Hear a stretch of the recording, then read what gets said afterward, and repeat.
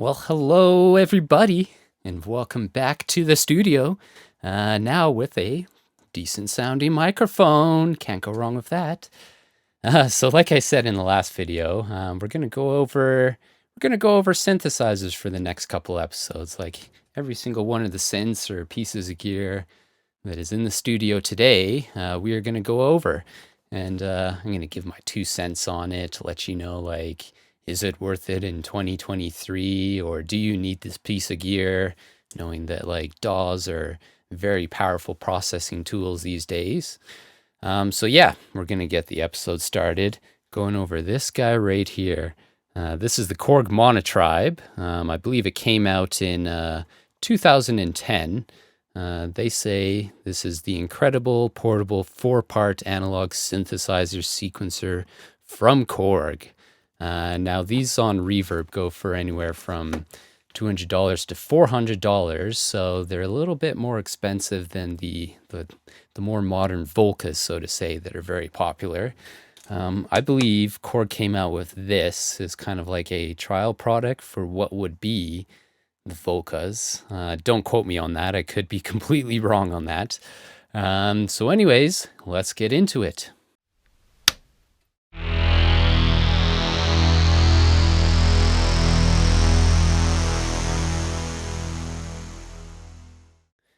So here it is. This is the Korg Monotribe. So on the back side, you've got a 1/4 inch out, you got a 1/8 inch in, you've got a headphone, and then you've got two little sinks there. So this is kind of the same as the Korg Volcas, which we'll go over in next couple of videos, where you can sync them via CV instead of via your regular MIDI. Now, this also does have a 9-volt DC in, but for the most part, it is battery operated. So there's just batteries in there, 6 AA's.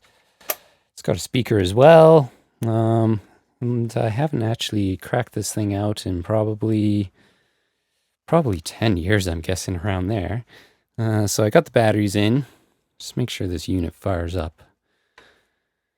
And it does. Okay, so right off the bat, bit of a noise floor. Just off camera, I did try a balance cord, but I believe this is obviously an unbalanced output. And for some reason, the balance won't send signal unless the cable is partially pulled out just that little bit. So anyways, let's hit play on this. So this is the synth itself. So you've got a synth layer on this button, got a bass drum, snare drum, and a hi-hat. It's got this nice little touch ribbon thing.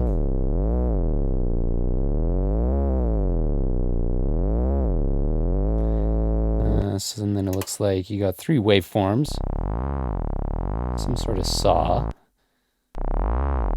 triangle, and then you got a square, and you also got octave control.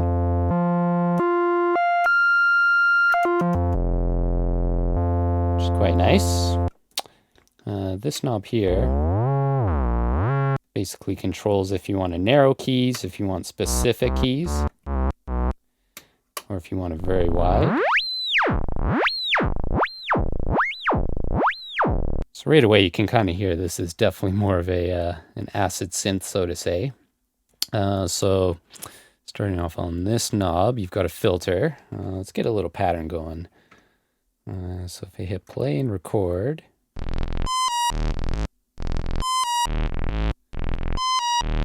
that was actually a pretty decent pattern to start, no complaints. So this is an MS-20 filter.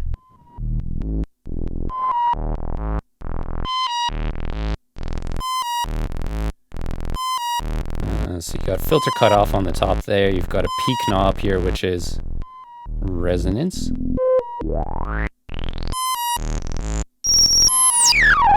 Can get quite squelchy. Actually, it's got some solid bass to it there. I like that.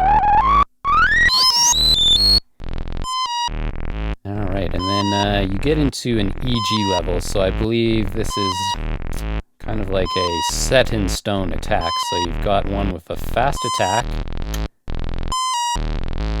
This one is a... Sorry, this setting is a slow attack.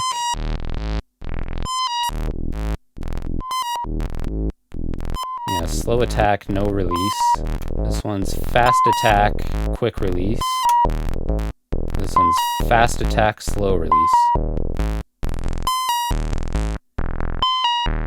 I believe this kind of relates to the target. So you've got an EG, you pick which kind of wave you want for that. And then you can target it to the filter, the VCO.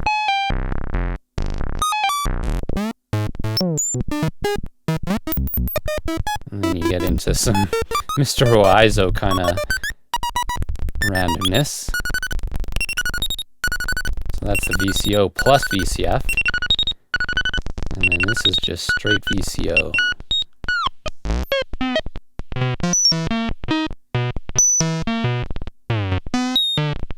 So if you're looking for weird blips and whatnot, it's actually a decent machine.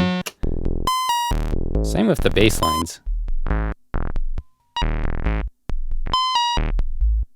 Get some nice kind of deep square waves there. I like that.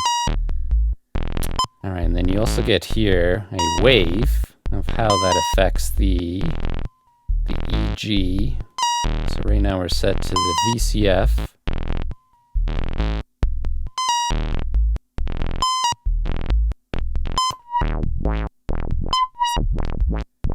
So this is a triangle.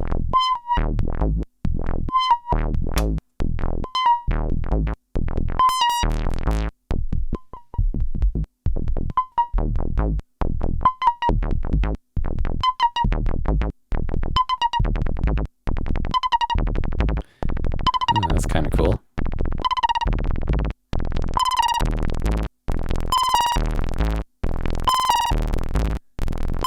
It's kind of like almost kind of self-oscillating a little bit.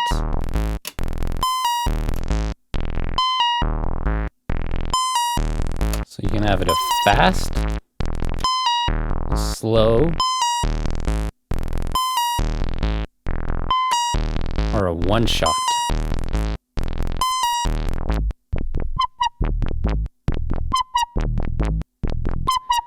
So it's very kind of different acid synth. It's not your typical like 303. It's a little different.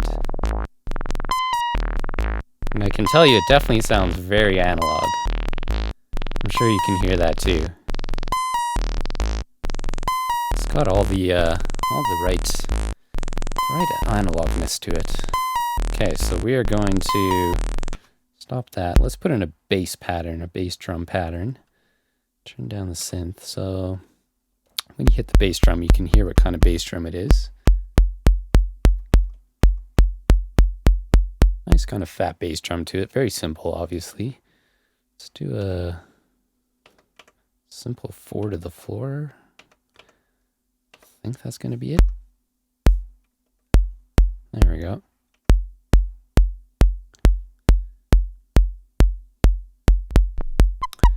It's kind of okay pattern. Now the snare I remember is cheese.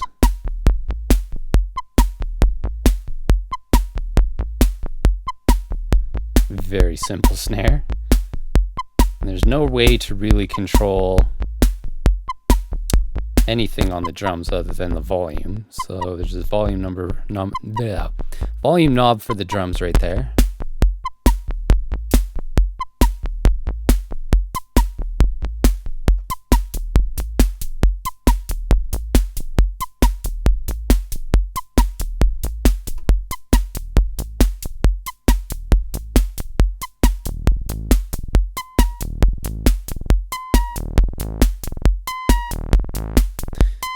I'm sure, like, in a track, like, say you're making a track, you could get away with using these drums once in, like, an album, I'm sure. Because they're not too bad. They got some nice shuffle to them, that's for sure.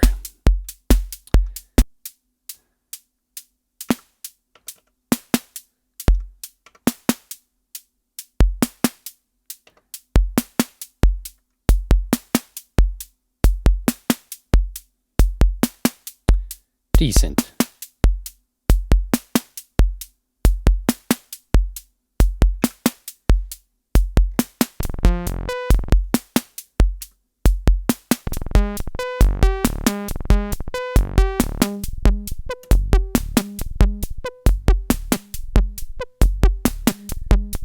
So, as you can see, it's like very good for just like quickly getting down very weird stuff.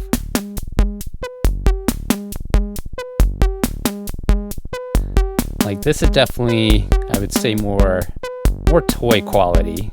Not because of the price tag, but just how simple everything is to get down.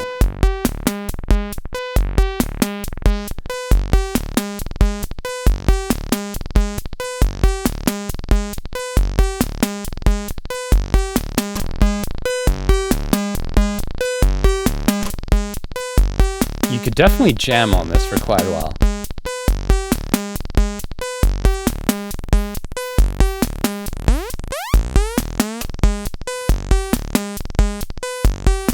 Now, unfortunately, you can't save any like preset, so to say. So I think once I turn this off and turn it back on, say I wanted to save this pattern, it's gone forever.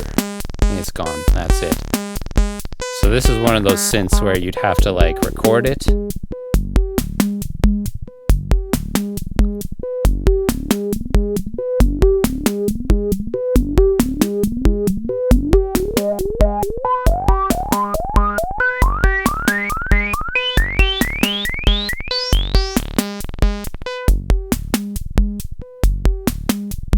I could actually see myself using this as like some sort of bass line for sure. Like take out the drums. It's got some nice like mid warmth to it for sure.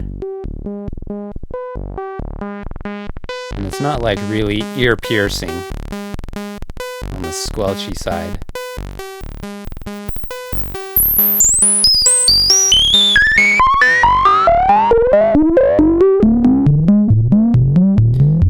Got that nice analog squelch to it for sure. Filter's really nice on this. And like I said, there is a input. It's a 1/8 inch input, so you can go directly through this unit to use the filter as well. Which actually might be a nice little kind of like filter unit. Yeah. I must say, overall, sound is good.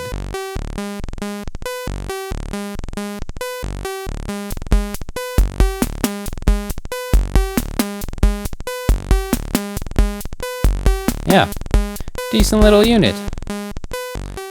I think I'm going to have to get a little power unit for the back of this, and maybe just use this as like a mono filter, because I don't know. I'm going to have to look this up, see if this is a stereo in, but then it's only a mono out. So I wonder if I come out the headphones, which is another 1/8 inch, if that is a true stereo filter. To be decided. So yeah, this is the Monotribe. Very simple. Very, very simple indeed. What would I rate this? I'd rate the synth part. Based on price point, I think the Volcas, you can get a much better synth engine. So I'm probably going to give this a 4 out of 10. Just a 4, maybe even a 3. 4, 3, 3. Because when you think about it, like there's only a filter, get a couple of waveforms to choose from, get a very horrible keyboard, even though it's cool to just kind of screw around. It's one of those ribbon ones. And then a very simple modulation section that doesn't really explain itself properly, I don't feel.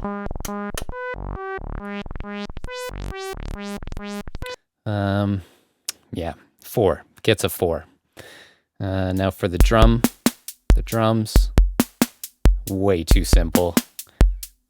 They sound okay, but with the noise floor of the unit itself, and like this is still going through a DI as well, so like noise floor should almost be eliminated. using kind of a longer unbalanced cable. I would give the drums maybe let's give them a 3.